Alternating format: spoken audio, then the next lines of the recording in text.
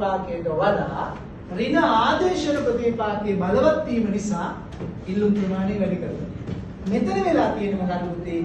ආදේශන ප්‍රතිවිපාකයට වඩා ඍණ ආදායම් ප්‍රතිවිපාකය බලවත්. අන්න ඒ නිසා තමයි මොකද්ද given භාණ්ඩයක් බාල භාණ්ඩයකින් වෙනස් වෙන්නේ. මොකද්ද? දැන් අපිට පුළුවන් පුතේ given භාණ්ඩයක් කියලා කියන්නේ මොකද්ද එහෙමනම්? ඍණ ආදායම් ප්‍රතිවිපාකය ආදේශන ප්‍රතිවිපාකයට වඩා බලවත් වුණොත් තමයි given භාණ්ඩයක් වෙන්නේ. ඒ කියන්නේ ආදායම් ප්‍රතිවිපාකයේ ඍණ වීම පමණක් නැති. ආදායම් ප්‍රතිවිපාකයේ ඍණ වුණ ගමන් එක බාල භාණ්ඩයක් වෙනවා. මෙතනත් ඍණ බාල භාණ්ඩයක්. මෙතනත් ඍණ හැබැයි බාල.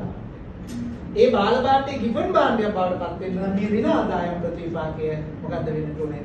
ආදේශන ප්‍රතිවිපාකයට වඩා බලවත් එකක් වෙන්නට ඕනේ. දැන් මෙතන අපි සංඛ්‍යාත්මකව ඒක පෙන්වන්න කරලා තියෙනවා. මේක තමයි වැදගත්ම කොටස වැදගත්ම මූල ධර්මයේ විතර. හරි දැන් අපිට කියන්න පුළුවන් එහෙනම් ඇයි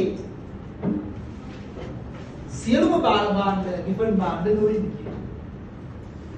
බාල භාණ්ඩයක ආදායම් ප්‍රතිපාකයේ ඍණයි. ඒක හරියි. given භාණ්ඩයක ආදායම් ප්‍රතිපාකයේ ඍණයි.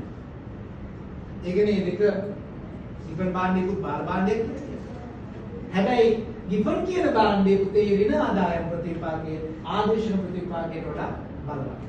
given නොවන බාල භාණ්ඩයක ඍණ ආදායම් ප්‍රතිපාකයට වඩා ආදේශන ප්‍රතිපාකයේ බලවත්.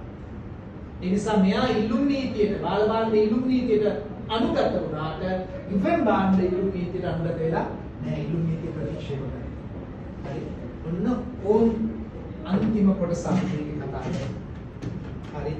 දැන් එතකොට පුතේ අපිට මේ සංකල්පයේ තේරුම එනවාට මේ කොහොමද ලියන්නේ කියන එක දැන් කරපා ගන්න ඕනේ ඊට පස්සේ. සියලුම බාල භාණ්ඩ given භාණ්ඩ නොවේ කියන තර්කය අපි ගොඩනගා ගන්න. හරි. ඒක අපි එකතු කරගමු ඊළඟ දවසේ. මේක හොඳට කියවා ගන්න. මේක තනියම කරන්න ඕනේ. කීපවතා ප්‍රැක්ටිස් කරන්න. නැත්නම් මේක අමතක වෙනවා අනිවාර්යයෙන්. සමහර අනිවාර්යෙන් මේ වගේ වගුවක් තමයි හදන්න තියෙන්නේ. ඊට පස්සේ කාට හරි කියලා දෙන්න. හරි. මේක මෙතන තියෙන ටිකක් සංකීර්ණ කතාන්තරයක්. හරි. ඒ නිසා අනිවාර්යෙන් මම ආයෙත් කියනවා තව කාට හරි කියලා දෙන්න. ඊපදේ පොඩි කියලා දෙන්න. පොඩි මුක්ති දාන්න.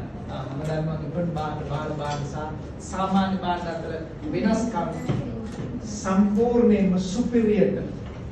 ඒ සුපිරියර් දාන එක තව කාට හරි කියලා දීලා ඔබේ අවබෝධයේ සාධනම පුළුල් කරගමු. ඒක පුළුල් කරගෙන ඇවිල්ලා ඡේදයක් විතර අපි කියන්නේ තියෙන තෝඩක් මේක අවසන් කරනවා. ඒ කියන්නේ ලබන සතිය අපි ඊළඟ පාඩම පටන් ගන්නවා.